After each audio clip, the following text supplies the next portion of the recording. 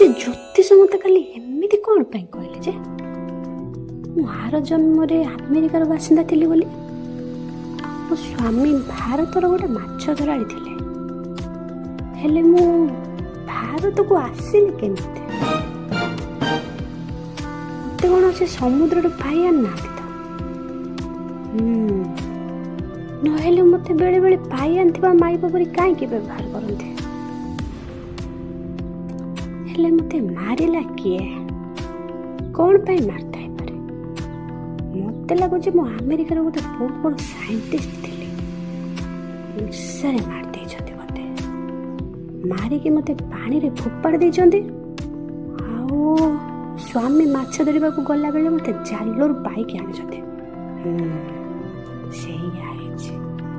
ଭାବିଥିଲେ ମୁଁ କିଛି ଜାଣିପାରିବିନି ଆଉ।